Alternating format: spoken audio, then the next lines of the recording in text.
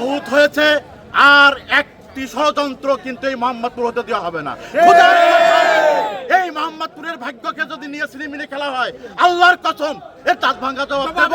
এই মোহাম্মদপুর উপজেলার একটা কৃষক 1 কেজি ধান এই গোডাউনে দিয়েছে, যদি কেউ প্রমাণ করতে পারে জীবনের রাজনীতি ছেড়ে দেবো।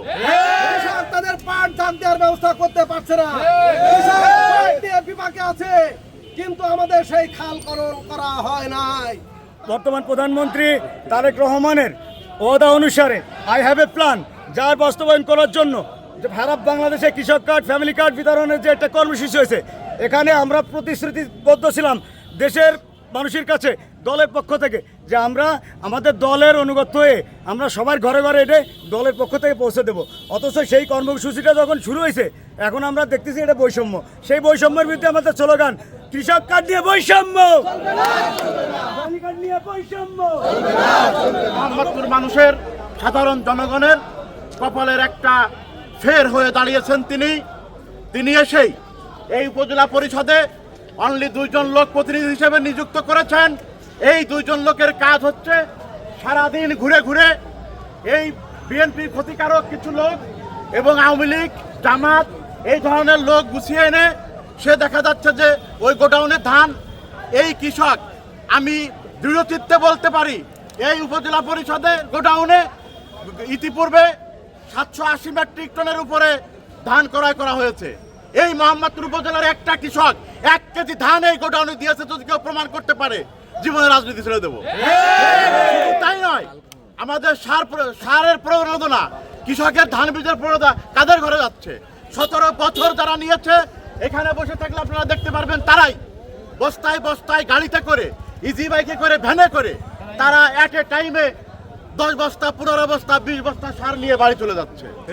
এই দুর্নীতি, দীর্ঘ 17 বছরের জেল খাটা মানুষ আমরা ত্যাগ তিতিক্ষা করা মানুষ, আমাদেরকে একটি মন গড়া ট্যাগ লাগিয়ে আমাদেরকে সমস্ত সুযোগ সুবিধার বাইরে রাখা হয়েছে। বহুত হয়েছে, আর একটি ষড়যন্ত্র কিন্তু এই মোহাম্মদপুর হতে দেওয়া হবে না। এই মোহাম্মদপুরের ভাগ্যকে যদি নিয়ে সিনেমিনে খেলা হয়, আল্লাহর কসম এর তাজ ভাঙ্গা জবাব দেব। দেখেছি আমাদের এইখানে স্থানীয় সংসদ সদস্য বাবু অ্যাডভোকেট নিতাই রায় চৌধুরী এমপি নির্বাচিত হওয়ার পরে এই প্রশাসন সহ দলের একটি অংশ মিলে সরকারিভাবে এই পর্যন্ত যে সকল অনুদান এসেছে, যেমন 2টা ঈদে ভিজিএফ বরাদ্দ এসেছিল সাধারণ গরিব মানুষের জন্য, আমরা সেখানে দেখেছি একটি অংশ তারা একজন 10টি 20টি করে কার্ডের মাল উত্তোলন করে নিয়ে গেছে। সার, বীজ এবং যে সকল পণ্য এসেছিল, সেই সকল পণ্য বিগত দিন যে সকল স্বৈরাচারী শেখ হাসিনা সরকারের যারা পূর্বে অনুদান পেয়েছে, আমরা দেখলাম নিতাই রায় চৌধুরীর পক্ষ থেকে সেই সকল কর্মীদেরকে আবার সেই সকল প্রধানতা দেওয়া হয়েছে। আমাদের স্থানীয় এমপি দলের সাথে বৈষম্য করে চলেছে একের পর এক।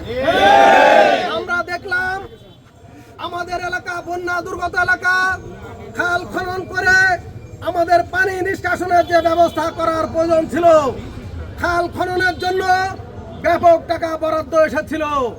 আমরা কি দেখলাম, আমাদের এলাকার খাল খনন কিভাবে হচ্ছে, আমরা বিএনপির ম্যাক্সিমাম 80% যে অংশে আছে, আমরা তার কিছুই জানি না। আমরা এটা জানতে চেয়েছিলাম প্রশাসনের কাছে, প্রশাসন সদুত্তর দিতে পারে না। এখন আপনারা দেখেছেন মোহাম্মদপুর ঘোপপাড় থেকে কাতলাসুর বিল পর্যন্ত মাঠে একটু পানি নেই।